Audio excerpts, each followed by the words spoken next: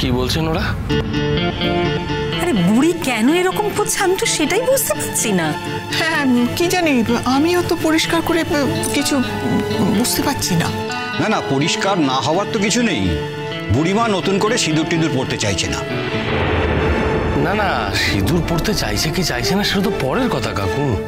এখন চন্দ্র বাড়িতে ফিরে এসছে, এখন সিঁদুর পড়বে না বললে কতটা ঠিক হবে আমি জানি না। মানে কাকু দেখো, সিঁদুর পড়াটা একদম সম্পূর্ণ ব্যক্তিগত ব্যাপার, এটা ইচ্ছের ব্যাপার। যে কেউ নাই পড়তে চাইতে পারে, সেটা তো কিছু। অন্তত আমার বক্তব্য হচ্ছে, আরে বাবা 1-2 দিনের জন্য অন্তত পড়ুক, তারপর নয় পড়বে না। যেখানে ছেলেমেয়েরা চাইছে, বর চাইছে, শাশুড়ি চাইছে, শ্বশুরবাড়ির সবাই চাইছে, আমি জানি না সেখানে ও নিজেই সমস্ত কিছু ঠিক করছে যে সিঁদুর পড়বে না, কোনো কিছুই মানে পোশাক আশাক চেঞ্জ করবে না। তাই না, এটা ওর ব্যক্তিগত ব্যাপার। আসল কথাটা বলো না। সিঁদুর পরা না পরাটা ব্যাপার নয়, আসলে ও বিয়েটাই করতে চাইছে না। মানে চন্দ্রদাকে ও স্বামী বলে স্বীকারই করতে চাইছে না, সেই জন্যই তো উকিলের কাছে পরামর্শ করতে গিয়েছিল। তোমরা জানো না? কাকাবাবু তো জানেন, বলুন না কাকাবাবু। হ্যাঁ, নিয়ম কানুন জানতে উকিলের কাছে গেছিল, সে তো বলেইছে। কিসের নিয়ম কানুন ঠাকুরপো? নিয়ম কানুন জেনে ওর কি হবে? ওর স্বামীও তার সঙ্গে থাকবে, এর মধ্যে আবার নিয়ম কানুন আসছে কোত্থেকে বলো তো?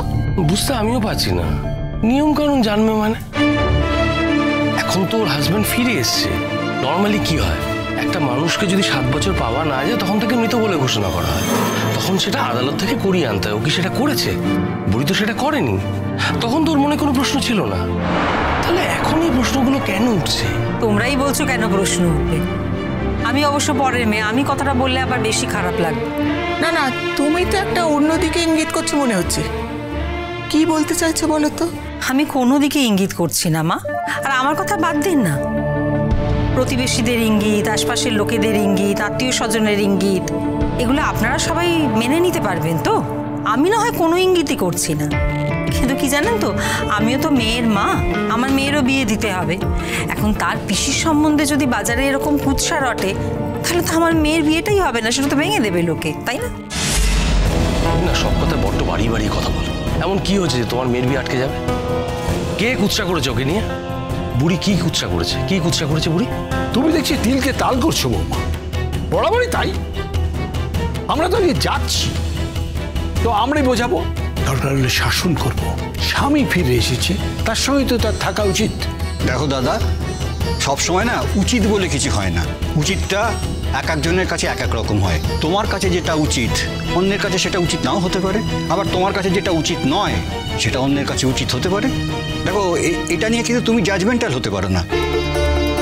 বুড়িমার সিদ্ধান্তটাই শেষ কথা। ও যদি চন্দ্রর সঙ্গে থাকতে চায় তাহলে 100 বার থাকবে, কিন্তু ও যদি থাকতে না চায় তাহলে তো তোমরা জোর করতে পারো না। না না, এসব কথা একদম বলো না ঠাকুরপো।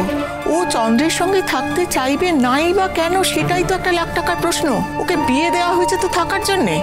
আর এমন তো নয় যে ওদের মধ্যে ডিভোর্সের কথা চলছিল, চন্দ্র ওর ওপরে রোজ টর্চার করতো বা গায়ে হাত দিত, সেসব কিছু তো নয়। সেই তো, এতদিন পর ছেলেটা ফিরে এসছে, এখন তার কোথায় আনন্দ করবার সময়, তা না সে উকিল বাড়ি ছোটাছুটি করছে।